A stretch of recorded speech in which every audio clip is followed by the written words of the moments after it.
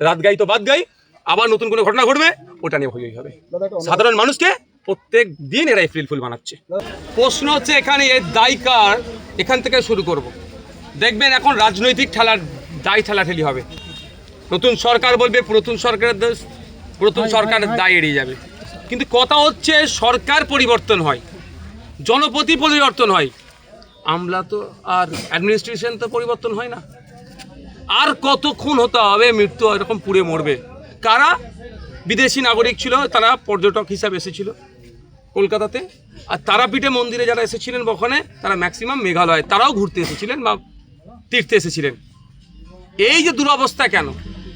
Fire brigade যে আছে স্টেশনের ঢিলছুড়া দূরত্বে ঘটনা ঘটেছে। দেখুন কোথায় জায়গায় ঘটনা ঘটেছে, মির্জা গালিব স্ট্রিটের লাস্ট যেটা হচ্ছে। এর দায়ভার তো প্রশাসনকে অর্থাৎ অ্যাডমিনিস্ট্রেশনকে নিতে হবে। আমি সবসময় রাজনীতির কথা বললেও আমি আজকে বলছি এটাই কথা, যে সরকার চেঞ্জ হয়েছে না হয়েছে দেখার দরকার নেই। আধিকারিকরা কী করছিল, প্রশাসন কি করছিল, ফায়ার অডিট তাহলে ঠিকঠাক হয়নি,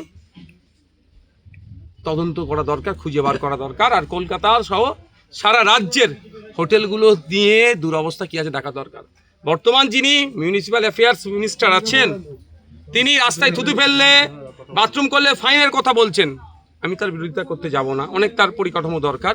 কিন্তু এই চার মাসে কটা হোটেলের ফায়ারের লাইন ঠিক ছিল না, ইলেকট্রিক লাইন ঠিক ছিল না, বা সিস্টেম মেনে চলছে না, কটা তদন্ত করা হয়েছে, কটার বিরুদ্ধে অ্যাকশন নিয়েছে, এটাও আমি তাকে জানতে চাই।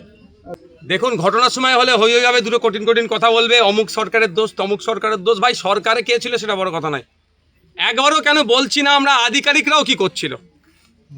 আমরা যেমন লেজিসলেচার আমরা যেমন আমাদের একটা দায়িত্ব থাকে যায়, অবশ্যই যখন মিনিস্টার হয়ে একটা দায়িত্ব থেকে যায়, আধিকারিকদের একটা দায়িত্ব থাকে। তো এবার আমাদেরকে প্রশ্ন তুলতে হবে, যেমন জনপ্রতিনিধি নিয়ে আমরা প্রশ্ন তুলি, আধিকারিকদেরকে নিয়ে প্রশ্ন করতে হবে যে আপনারা কি করছিলেন।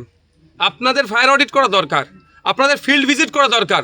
কটা ফিল্ড ভিজিট হয়েছে, কেন যায়নি, সেগুলো খুঁজে বার করতে হবে। শাস্তি দিতে পারলেই এগুলো বন্ধ হবে, নাহলে এই চলতে থাকবে। সাধারণ মানুষ এই আগুনে পুড়ে মরবে। 2-4 দিন বাজার গরম হবে, মিডিয়া টিআরপি পাবে, আমাকে ভালো বলবে, যার তার ছবিটা একটু বেশি দেখাবে, যার গেল তার গেল। ঝলসে মারা গেল ভিনদেশি ভিন রাজ্যে, এ বাংলায় এসে মারা গেল। এর গাফিলতিতে এই রাজ্যের বিদেশে এবং বাইরের রাজ্যে কতটা মুখ? আপনারা জানেন, আমি 2025 সালের লাস্ট ডেটা বলছি, ফরেনার্সদের, বিদেশি নাগরিকদের আফটার মহারাষ্ট্র, ওয়েস্ট বেঙ্গলকে তারা ডেস্টিনেশন হিসাবে অর্থাৎ পর্যটন কেন্দ্র মানে এলাকা হিসাবে তারা চুজ করছে। যদি এইভাবে মারা যায়, বিদেশি নাগরিক বলুন আর ভিন্ন রাজ্যের নাগরিক বলুন, ঘুরতে এসে, তাহলে আমাদের পশ্চিমবাংলার পর্যটন শিল্প তো ধ্বংস হবে। একটা বড় ইন্ডাস্ট্রি, এটা তো ক্ষতি হয়ে যাবে। এটা তো সরকারের অবশ্যই দেখা দরকার, এগুলোকে সুস্থভাবে পরিচালনা করা।